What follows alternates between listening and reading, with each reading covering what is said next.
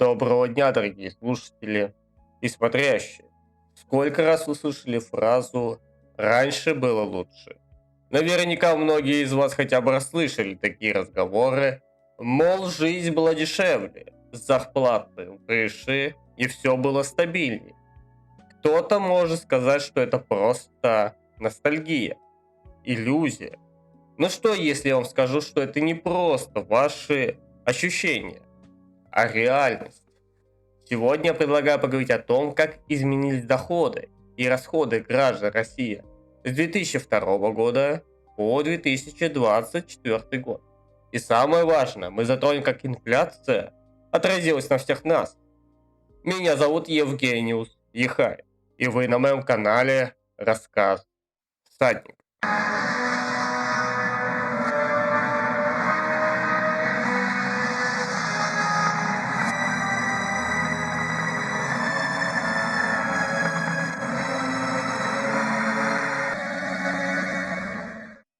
Еще в 2023 году я написал статью о разнице в зарплатах между 2002 и 2023 годами. Тогда я подробно разобрал, как изменились доходы россиян и их покупательная способность. Сегодня мы углубимся в этот материал. Посмотрим, что происходило за последние два десятилетия, как изменились доходы, расходы и, конечно же, уровень инфляции. Для кого-то может оказаться настоящим шоком.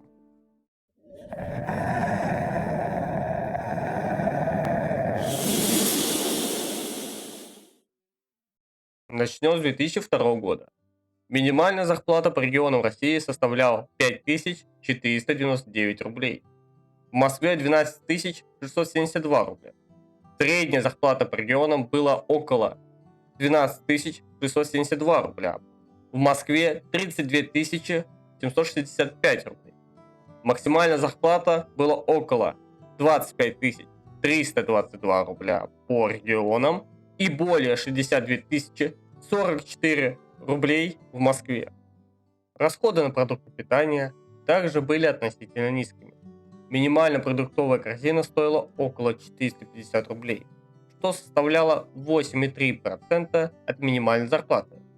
Заправить машину бензином стоило 7-8 рублей за литр, а коммунальные платежи составляли небольшую часть семейного бюджета. Если бы человек получал минимальную зарплату в 2002 году, то на базовые потребности – еда, налоги, телефон – он тратил бы около 34% от своих доходов, и у него бы осталось бы более 60% для других целей, включая накопления и развлечения. Теперь перенесемся в 2023 год. Минимальная зарплата по регионам составила 15 499 рублей. В Москве 25 322 рубля. Средняя зарплата по регионам России составила 32 765 рублей. В Москве 62 433 рубля. Максимальная зарплата достигла до 62 433 рублей по регионам и более 120 566 рублей в Москве. Однако рост цен не означал улучшение качества жизни. В 2023 году минимальная стоимость продуктовой корзины увеличилась до 10 тысяч рублей. Это 70% от минимальной зарплаты. Заправить машину бензином теперь составляет 52 рублей за литр. Коммунальные платежи в среднем выросли вдвое, а стоимость жилья и аренды существенно возросли. Коммунальные расходы теперь составляют большей части бюджета, и многие семьи с трудом покрывают свои ежемесячные счета. Покупательная способность граждан резко упала. И если раньше покупка бытовой техники была доступна без серьезных финансовых трудностей, то в 2023 году покупка даже нового телефона или холодильника могла вогнать долги. 2024 год стал годом новых вызовов. Минимальная зарплата по регионам России увеличилась до 16 800 рублей. В Москве до 27 500 рублей. Средняя зарплата составила 35 500 рублей по регионам и 68 тысяч рублей в Москве. Максимальная зарплата по регионам достигла до 68 тысяч рублей. В Москве 130 тысяч рублей. Но расходы возросли еще больше. Минимальная стоимость продуктов сейчас стоит 11 500 рублей, что составляет 68% от минимальной зарплаты. Средняя стоимость продуктов сейчас стоит 17 500 рублей, а высокая начинается от 32 тысячи рублей. Бензин в этом году подорожал до 56 рублей за литр. Коммунальные платежи нас тоже не обошли стороной. В июле 2024 года российское законодательство приняло некоторые поправки, которые позволяют поднимать цену до 13% за коммунальные услуги. Технические новинки, которые ранее были доступны для многих россиян в начале 2000-х годах, сейчас стоят значительно дороже.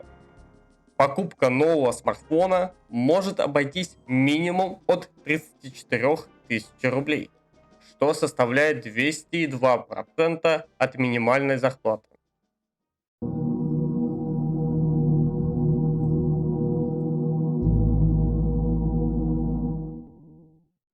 Теперь давайте поговорим об инфляции. За последние два десятилетия Россия пережила несколько экономических кризисов, которые сильно ударили по покупательной способности граждан. Согласно данных Росстата, общий рост потребительских цен с 2002 по 2024 год составила более 400%. Это значит, что обычный россиянин сегодня может позволить значительно меньше, чем в начале 2000-х годах. На практике, если в 2002 году на минимальную зарплату можно было купить еду, оплатить коммунальные услуги и даже накопить, то в 2024 году на минимальную зарплату уже трудно покрыть даже базовые потребности. Коммунальные платежи, продукты питания и транспорт стали существенно дороже, не оставляя места для сбережения или непредвиденных расходов. Важно отметить, что инфляция в России также подвержена глобально-экономическим процессам. С 2014 года санкции и торговые ограничения существенно ограничили импорт многих товаров, что способствовало росту цен. Падение цен на нефть в 2014 году и мировая пандемия COVID-19 в 2020 также вызвали волну инфляции.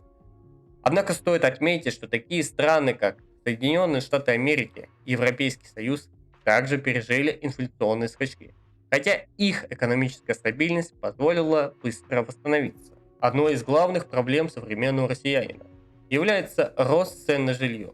В 2002 году стоимость за квадратный метр в Москве была около $600, а в 2024 году цена выросла до 4-5 тысяч долларов за квадратный метр. Это приводит к тому, что молодые семьи вынуждены арендовать жилье, а не покупать. Рынок недвижимости стал практически недоступен для большинства граждан, и люди все чаще прибегают к ипотечными кредитами с высокими процентами, что создает долговую нагрузку на многие поколения вперед. За последние два десятилетия также произошли значительные изменения в финансовой культуре россиян. В 2002 году люди чаще делали сбережения, а кредиты брали только на крупные покупки. Сегодня же многие вынуждены брать кредиты даже на повседневные нужды. Еда, одежда, бытовая техника. Средний россиянин в 2024 году тратит до 70% своего дохода только на погашение долгов, что оставляет мало пространства для улучшения качества жизни или инвестиций в будущем.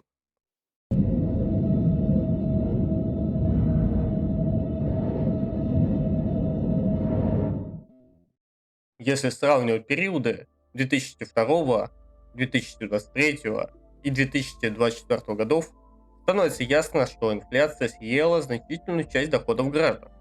Несмотря на рост зарплат, расходы растут быстрее.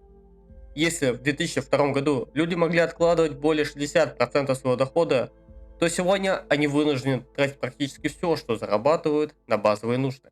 Инфляция составила более 400% за этот период, является ключевой причиной того, что многие россияне сегодня живут на грани финансового стресса. Чтобы современный россиянин мог жить на том же уровне, что и в 2002 году, минимальная зарплата должна быть не менее 70 тысяч рублей.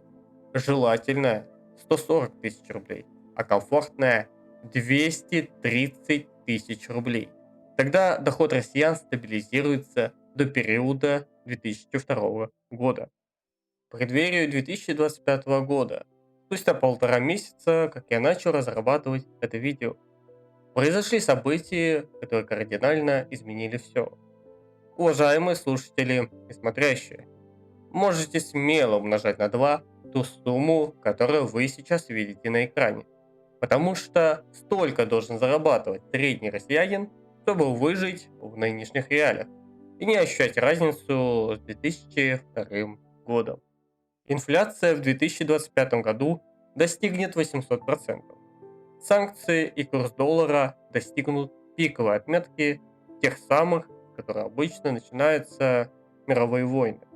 Но я искренне надеюсь, что мой прогноз о Третьей мировой войне, о котором я рассказывал еще в своем первом видео, все же не сбудется. Обязательно посмотрите его, если вы еще его не смотрели. Дорогие зрители, поздравляю вас с наступающим 2025 годом. Надеюсь, этот год окажется для нас мирным и спокойным. Единственное, о чем хочу вас попросить, это поставить лайк и подписаться на мой канал.